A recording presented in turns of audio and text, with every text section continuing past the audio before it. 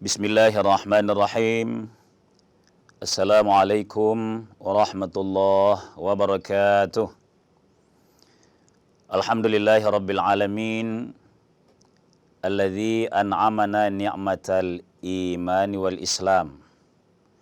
Ashhadu an la ilaha illallah wahdahu la syarikalah. Wa ashhadu anna Muhammadan abduhu wa rasuluh. Allahumma salli wa sallim wa barik ala nabiyikal karim Sayyidina Muhammadin Nabiyil Mukhtar alladzi addal amanah wa ballaghar risalah wa nasahal ummah wa ala alihi wa sahbihi ajma'in amma ba'd. Alhamdulillah, kembali kita bersyukur kehadirat Allah Subhanahu wa taala. Pagi hari ini kita kembali mendapat karunia-Nya, ditakdirkan untuk mengawali pagi hari dengan bertadzkirah. Sebab kita ada sebuah keyakinan bahwa kehidupan manusia itu akan semakin terinspirasi kalau saling mengingatkan kepada ajaran agama Allah. Walau sederhana, tapi ini diharapkan tanfa'ul mu'minin, berguna bagi orang-orang yang beriman. Pemirsa sekalian, pagi hari ini kita mencoba menyiapkan kebahagiaan kita untuk hari depan. Itulah sebabnya kita mengangkat tema tentang mendidik anak secara agama atau secara islami. Saya katakan di mukadimah ini memperbaiki masa depan, sebab sesungguhnya merawat dan mendidik anak itu dia penuh dengan tantangan, penuh dengan persiapan. Dia bukan main-main. Dampaknya juga bagi orang yang bisa mendidik anaknya dengan baik, dalam waktu yang tidak lama dia akan tersenyum, dia akan bahagia, dia akan banyak bersyukur kehadirat Allah Subhanahu wa taala, sebab lahir generasi yang ia didik, terutama kalau anak biologis, di samping mendidik anak ideologis, dia akan merasakan betapa umurnya begitu bermakna karena lahir anak-anak yang berbakti. Berbakti bagi bangsa, bagi negara, bagi orang tuanya. Ini yang kita sebut dengan anak yang soleh. Anak soleh tidak lahir otomatis, tapi dia harus dengan perjuangan, dengan pendidikan secara agama. Kaum muslimin yang dimuliakan oleh Allah Subhanahu wa taala, saya mau tegaskan sedikit lagi bahwa kita harus memandang anak itu sebagai amanah. Apa yang kita paham tentang amanah? Amanah adalah sesuatu yang dianugerahkan oleh Yang Maha Kuasa, Allah Subhanahu wa taala. Jadi dia bukan hak milik. Ada bedanya, Ustaz? Oh, kita yang melahirkan? Ada bedanya. Kalau anak dianggap sebagai amanah Allah Subhanahu wa taala, maka kita akan terbawa pada pola fikir menjaga dengan memberikan kualitas dulu bagi diri kita. Memberikan ilmu yang baik bagi diri kita yang cukup. Sehingga lapang dada, sabar, dan tahu cara mendidik anak itu. Di sini urgensinya. Sehingga kalau dianggap demikian, insya Allah cara mendidik itu akan penuh kesabaran sebagai amanah. Agak beda kalau anggapan orang tua itu, ini anakku, biar saya pukuli, oh dia anak saya. Masyarakat tidak boleh mengganggu rumah tangga saya kalau saya pukul kalau salah. Bukan begitu. Ini karena sedikit dianggap milik. Iya, dalam kewalian kita. Tapi yang paling pas memandang anak itu, anak biologis kita itu sebagai amanah, bukan hak milik. karena akan sangat beda kalau di cara pandang yang di sini berawal tidak baik dan tidak tepat. Kaum muslimin dan muslimat yang dimuliakan oleh Allah Subhanahu wa taala, untuk mengharapkan mendidik yang baik, sekali lagi saya menggunakan istilah tidak otomatis itu cara mendidik. Begitu berkeluarga, begitu kita bisa mendidik, tidak demikian. Itulah sebabnya ada kata-kata yang sangat bijak. Adibu auladakum, adabi anakmu. Adibu itu didik anakmu 25 tahun sebelum lahir. Makna kalimat ini tentu tidak sesederhana literate-nya. Didik anak 25 tahun sebelum lahir. Mana mungkin literate-nya berkata begitu. Tapi filosofi yang dalam adalah Anda harus sudah baik 25 tahun sebelum lahir itu anak, maka kita sudah harus baik. Berarti kalau begitu kita dididik oleh orang tua kita yang baik, orang tua kita yang baik oleh nenek kakek kita yang baik. Nah, cucu kita ke depan itu juga sudah harus secara berantai kita lakukan pendidikan yang baik. Ini pendidikan cara pandang pendidikan dalam agama. Tidak hanya terkini lalu dianggap mendidik. Kita lanjutkan setelah jeda sejenak.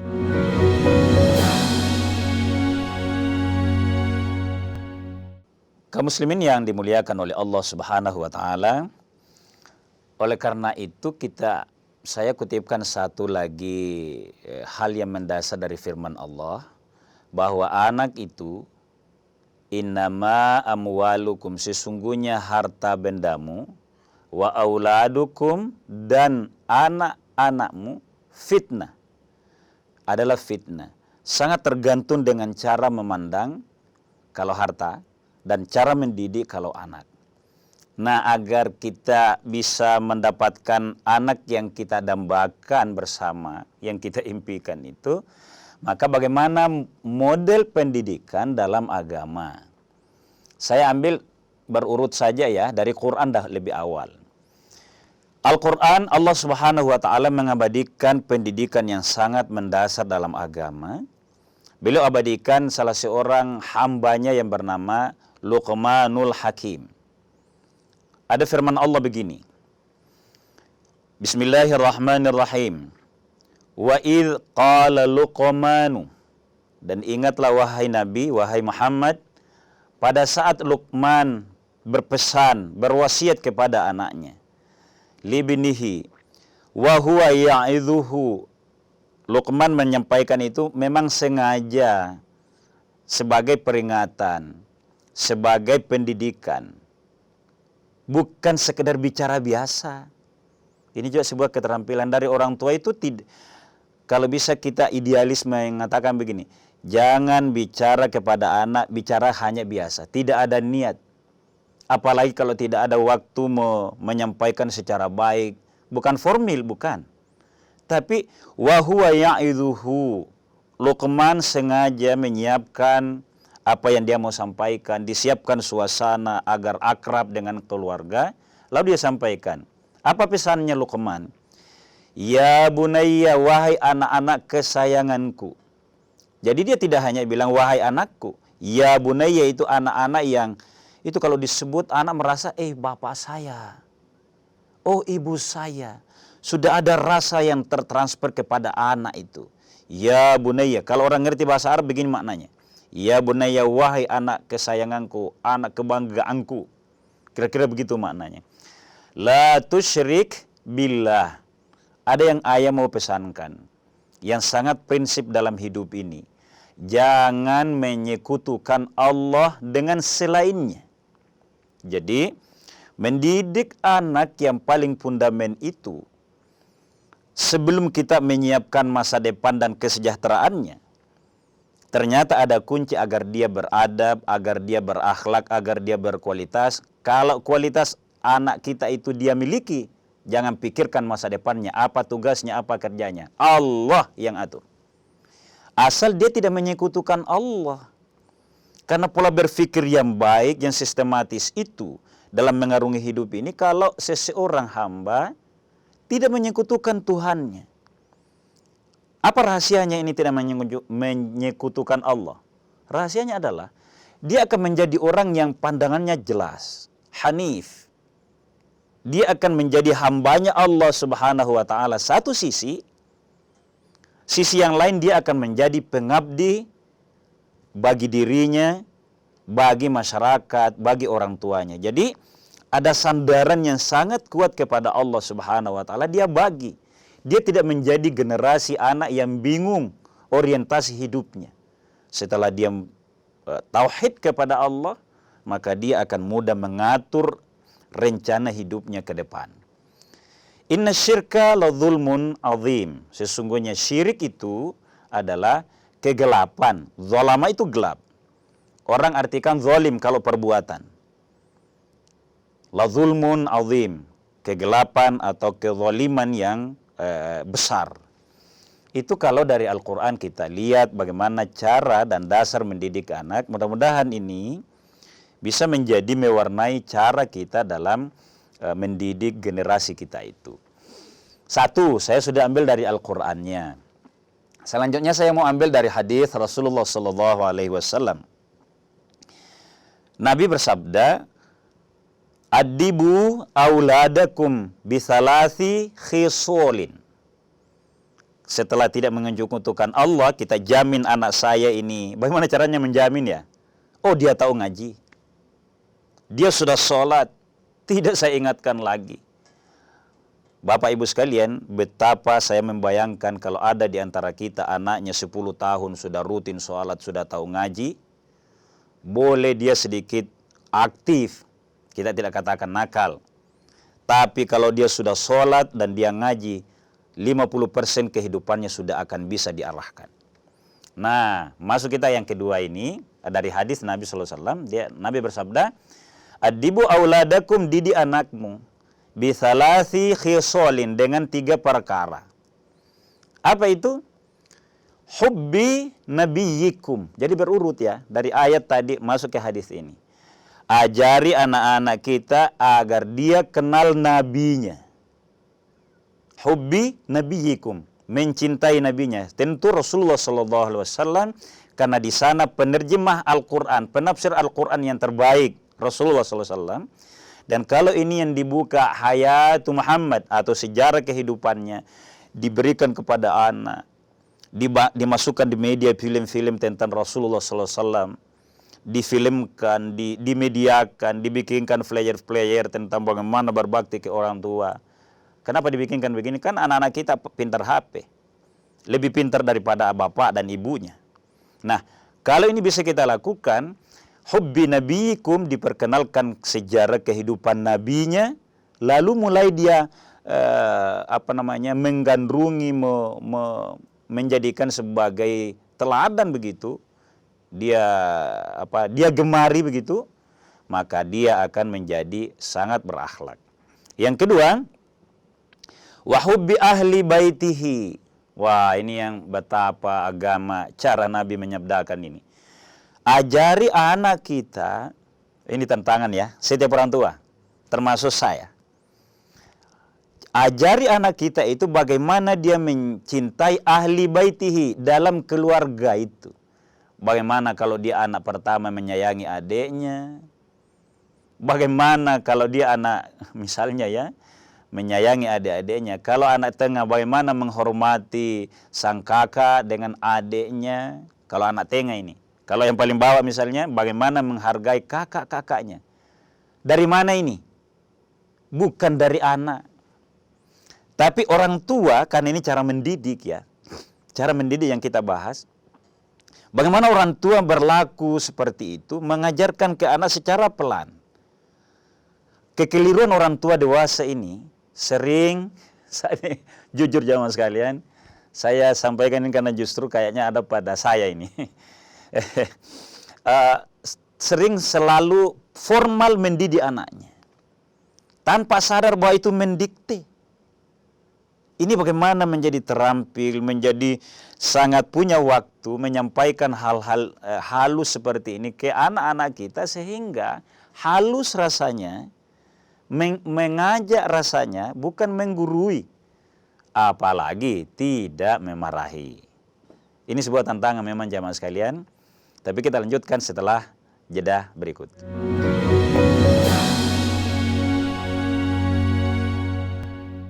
Kaum muslimin dan muslimat yang dimuliakan oleh Allah Subhanahu wa taala, kita tentu berdoa ya, bagaimana menjadi orang tua kepada generasi kita. Saya tekankan baik yang biologis, anak kita, yang kedua kepada anak ideologis kita, anak lingkungan masyarakat yang bisa kita didik karena baik. Yang ketiga yang disampaikan dalam hadis tadi adalah wa qiraatil Qur'ani. Ajak anak kita, saya pakai ajak karena demi mendidik diri. Ajak itu artinya kita mengamalkan dulu, mengajak lain ikut. Jangan perintahkan. Jadi ajak anak kita membaca Al-Quran. Jangan kita tersinggung kalau anak marah. Tanpa ada ruang waktu, saya ini menyuruh anak saya ngaji. Sudah 2 kali saya mengaji, baru anak 1 kali ya. Jangan sebaliknya. Setiap hari anak disuruh, kita sendiri 1 minggu tidak. Ini sebuah kekeliruan yang tidak disadari kadangkala ya. Tapi alhamdulillah dewasa ini kita semakin banyak menyadari hal ini ya. Baik, itu yang perlu diamalkan. Selanjutnya yang keempat, apa yang abadi bagi anak-anak kita selama dia hidup, itu yang diberikan terbaik. Yang pertama adalah kasih dia nama yang baik. Kadangkala kalau saya ditanya oleh ibu-ibu majelis taklim, bagaimana cara memberi anak yang baik? Tentu banyak nama yang baik. Di Asmaul Husna banyak yang baik itu. Mulai Abdullah, Abdurrahman, Abdurrahim, Al-Alim, Al-Fattah misalnya. Ingat, apa yang menjadi bakat orang tua dan diimpikan bagi anaknya, cari nama itu. Yang bisa, kalau kita proyeksikan dia sebagai teknokrat, cari dia Al-Alim misalnya, yang berilmu. Kalau dia orang yang kuat, Al-Qahhar, cari nama itu. Sehingga kalau nama itu melekat karena diniatkan oleh orang tuanya, sesungguhnya setiap kali disebut namanya dengan baik, maka itu doa sekaligus kebanggaan bagi dia. Bukankah kita kadangkala tersadar menjadi mau baik karena kita punya nama baik juga? Ini yang menjadi tugas orang tua. Memberikan nama yang baik, yang abadi dan melekat pada anak kita, yang setiap kali dipanggil dengan rindu, dengan sayang, dia merasa tersentuh itu langsung ke hatinya. Yang berikut, jamaah sekalian, adalah bagaimana orang tua terlibat mencarikan lingkungan pergaulan, kalau bisa sekaligus dengan lingkungan pendidikan. Jamaah sekalian, kita semua merasakan betapa anak kita hari ini, mungkin hanya 50% orang tua terlibat di dalamnya. Ayah kalau lagi pulang kantor, ibu selama ayah di kantor. Kira-kira begitu. Selebihnya anak kita ini tentu tidak dilarang bermain, karena itu demi menjaga ekspresi dirinya ya, memang bermain meningkatkan bakatnya. Tetapi yang harus dijaga oleh orang tua adalah bagaimana pergaulannya itu tidak menurunkan bakat-bakat yang sesungguhnya. Karena anak pasti sangat dominan maunya main. Di sini yang perlu ada lepas, rem, lepas, rem. Jangan dilepas terus. Jangan juga direm terus. Ini agak mudah kita membahasakannya. Bagaimana menjalani pendidikan anak yang seperti ini dalam lingkungan. Karena lingkungan terlalu berpengaruh. Itulah sebabnya banyak ahli-ahli pendidikan yang menciptakan istilah edutainment, edukasi bagi anak-anak itu yang nuansanya bermain. Bahkan ada metode belajar yang memang kelihatannya bergerak terus, bermain, tapi nuansanya sangat belajar. Ini yang kita harapkan lahir dari cara mendidik anak ini secara islami, bahkan secara Qur'ani, bukan sekedar islami. Itulah sebabnya ada hadis yang mau saya sampaikan dari Abu Dawud meriwayatkan bahwa ar-rajulu ala dini khalilihi, seseorang itu, kalau dibawa ke konteks anak-anak itu ala dini khalilihi, mengikuti agama kepada yang dia jadikan patron, yang dia jadikan teladan, yang dia favoritkan, ala dini khalilihi. Falyanzur ahadukum man ayu khalil. Maka kita harus mencari dengan siapa dia berakrab-akrab, berteman. Pemirsa sekalian kaum muslimin dimuliakan oleh Allah Subhanahu wa taala, ini yang harus kita terlibat secara baik, bagaimana mendorong, menemani anak kita itu kepada pendidikan, kepada lingkungan yang baik. Bayangkan agama ini menegaskan ar-rajulu ala dini khalilihi. Seseorang itu mengikuti, beragama bukan pada orang tuanya. Mungkin orang tuanya boleh maksa. Orang tuanya pintar. Orang tuanya sukses berkarir dengan baik. Boleh begitu. Tapi harus diingat satu sisi bahwa anak kita lebih condong tertanam dalam hatinya dengan siapa dia akrab. Untuk itu, bagi orang tua secara keluarga dalam rumah tangga, dia harus mengawasi anaknya, kita mengawasi anak kita dengan lingkungan. Tapi dalam skop yang lebih besar di masyarakat, di lingkungan masjid, di lingkungan RW, di lingkungan RT, harus tercipta komunikasi antara orang tua, ada mendisiplinkan, mentertibkan lingkungan. Maksud saya kira-kira begini, masyarakat kita itu bolehlah di era yang sangat menjadi ujian bagi kita. Kan dewasa ini kita kan agak mengandalkan profesi masing-masing. Sering cuek dengan kebutuhan lingkungan. Kadangkala kita tidak mau peduli turun rapat bersama di masyarakat. Kalau kita sayang anak kita, diciptakan lingkungan bersama di masyarakat dalam RT, RW itu agar dia tertib, yang menjamin pergaulan anak di lingkungan itu menjadi nuansa pendidikan, bukan yang liar, bukan yang mengurangi pendidikan anak-anak kita. Sebagai catatan akhir bahwa anak akan menjadi soleh, menjadi baik, sangat ditentukan oleh pendidikan, oleh dua aspek. Aspek dari orang tua dan dari lingkungan yang dia dapatkan. Kalau ini bisa sinergi, maka akan lahir lingkungan atau rumah tangga yang berkualitas, pada akhirnya bangsa yang jaya.